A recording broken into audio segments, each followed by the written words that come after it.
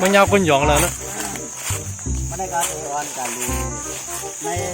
ในหน้าไหนครับเนาะในป่าน่าเชิญในหน้าในป่าว่าครับเนาะแล้วพี่ก้ามเหรอก้ามเขาหล่นพี่ก้าก้ามเขาหล่นพี่ก้าเลย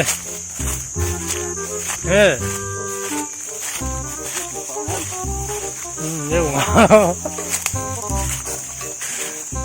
เนาะรู้น่ะจะไปยังงูตัวนั้นกันนะเอล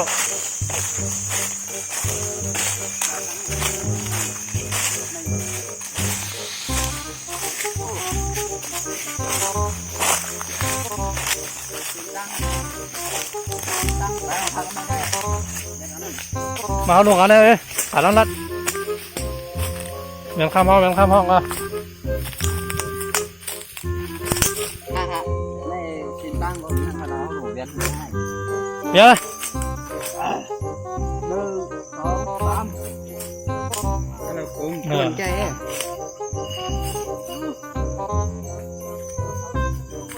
เดี๋ยวนะแม่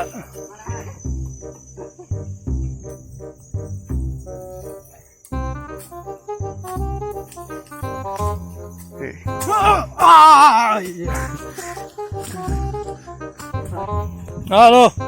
karena emangnya sung hokap,นี่ครับสงหกลับแล้วนะนี่ครับสงหกลับว่านี่ครับAlo,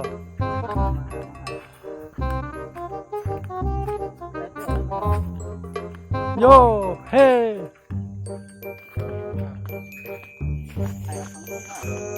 gặp lại nó mà để nó chuyển màกินหมักไม่หมักดอกนี่นึงเนาะ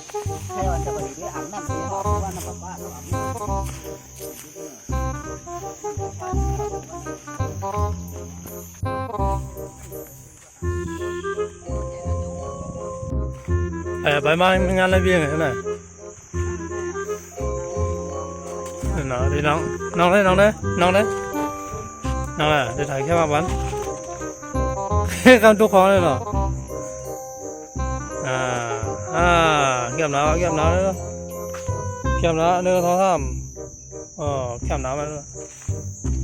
เก็บน้ำมากินมาคู่อะไรนี่เดี๋ยวมีเดี๋ยวย่ำเอากันละมาเอากันกินมาคู่เลยเนาะบอกแล้วแบบซ่าไม่เจ้ากูบ้านนะ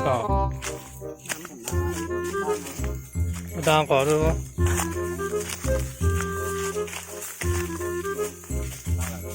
ไปดีๆนะกูเหยียบหญ้าต้นใหม่ฮัลโหลคุณยังกี่ละฮัลโหลสูงใส่มันพอสูงน้ำเลยมันซ่อมแห้งแล้วเมื่อวันนั้นพอสูงมาเลยเนาะเป็นลูกปุ้มเลยเนาะเอาขยับน้ำแล้วเนาะน้ำใส่ขึ้นมาเลยว่าถ้าเขาหลดน้ำว่านั่นเนาะผมหาไม่ได้เอาเลยอาบน้ำตะแก่แล้วจอดนั่นน่ะไปชิบเขาตั้งทำไมขาแทงแม่ชิบเขาตั้งขาแทงกินมะพร้าวเมื่อนั้นได้กินมะพร้าวนะเมื่อนั้นว่า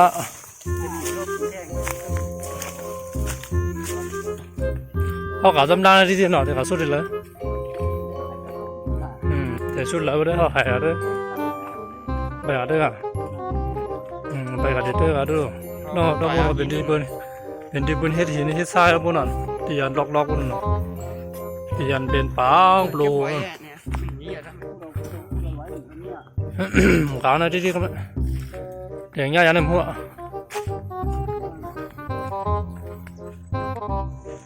ดีแล้วเนี่ยโอ้เดี๋ยวมือหลีต้องไหนพวกนั้นเนี่ยเดี๋ยวกาดเดี๋ยวปล่อยเลย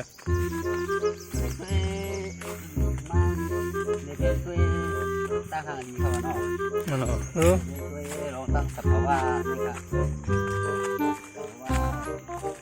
ลมในถุงในป่าอากาศที่เนาะอากาศที่ต้องมาข้างดาวได้ไหน ได้รู้แม่เป็นนั่นน่ะเนี่ย อันนั้นทำเลยเป็นปีโหน้ำนะ หมักอย่างนี้ผมกินเองจ้ะนะ อันนั้นหมักยุ่งเลยนะเป็นหมักเป็นต้นไม้หลาย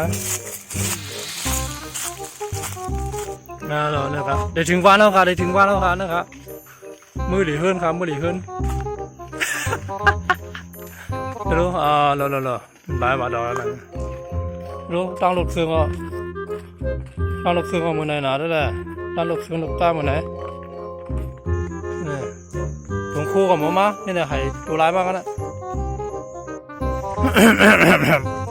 นะครับพี่น้องครับมาถึงต้นดังโด่งครับเนาะมันก็ได้ดื่มไถ่กันนี่ครับมาเอามาขายกินกันเลยอันนั้นก็ได้เป็นหน้า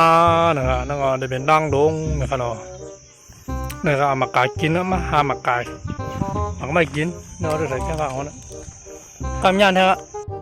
มาส่งขากำเนิดกะมามันยัดตึงน้ำนะครับการเรียกกะมายัดน้ำนะครับเนาะสังญาณมาทางกันแล้วสังญาณทางคลิปวิดีโอโหน้านะครับมากินหมักล้วนหมักกอหมักกาหมักกาไปหมดเลยญาณมาทางครับบ๊ายบายหาดินน้ำแทงก่อนนะครับ